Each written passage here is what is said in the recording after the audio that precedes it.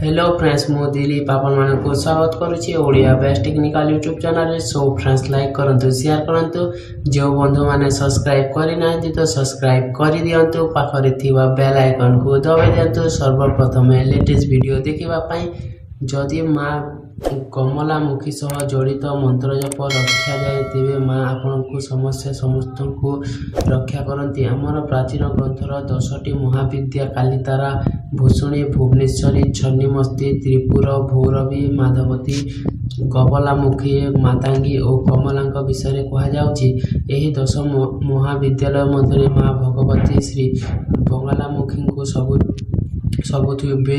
विशिष्ट स्थान दि जाए। प्राचीन तंत्र ग्रंथ अनुसार माँ कमलामुखी पूजा द्वारा उन्नत होता और जीवन समस्त मुख्य हो दूर होता है।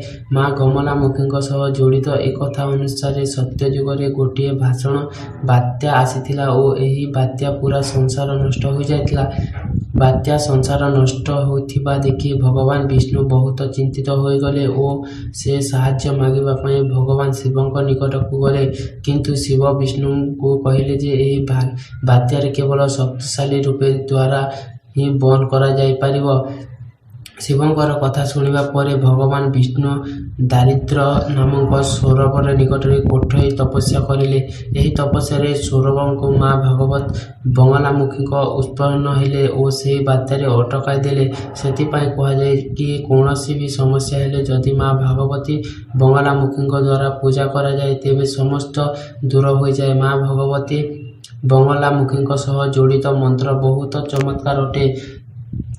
यही मंत्र साहाय्य कौन समस्या आपण मैंने वंचित रखु। यही कथा ध्यान माँ मंगलामुखी सह जड़ित मंत्र जप केवल राति ही करवा उचित और यही मंत्र को राति 10टारू प्रात 4टा पर्यंत हलदिया रंगर वस्त्र परिधान ही पड़ो। माँ साधना एकुटिया ही करवा उचित कौन अन्य व्यक्ति को जना पड़ा उचित नुहे। जो दिन आपण को माता साधना करुँचे तेबे निजर नख और चुटी काटिबे नहीं, केवल गोटे समय ही भोजन करेंगे।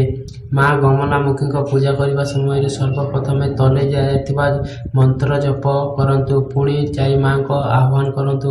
यापर ध्यान लगाई द्वारा जड़ित मंत्र को पढ़ंतु एवं शेष में माँ बंगलामुखी मंत्र जप करंतु। विनियोग अस्य श्री वस्त्रण विद्या बंगलामुखी नारद ऋषि नम सरिषि श्रेष्ठ छंदिन नम मुखे श्री बंगलामुखी देवता नम द्रिंग नमो गुहा स्वयं सहायता बाध्य ओम नम सर्वसिंह बंगलामुखी देवता प्रसार सीधा समय न्यास विनियोग अविवाहित मंत्र वयं हिंग स्लिंग बंगलामुखी सर्वदा दृष्टि मुख स्थमन सकल मन हारिणी अंबिका इच्छलगं सन्यासी कुरु सर्वादा साधाय स्वाहा। ध्यानर मंत्र सर्व समय नमस्ते त्रिनमो पीति शुक्ली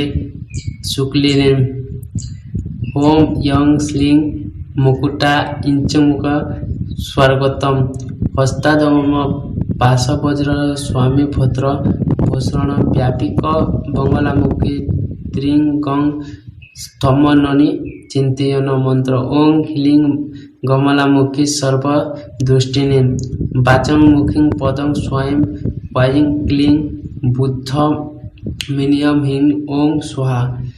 आशा करुच्ची आमर यही ज्योतिष स्टफ आपण मानक निश्चय साहाय्य करिबो। भल लागिले शेयर करंतु सांगमान सहित। आगरू एमिति नुआ टॉपिक विषय जानिबा पई आम वीडियो फास्ट टू लास्ट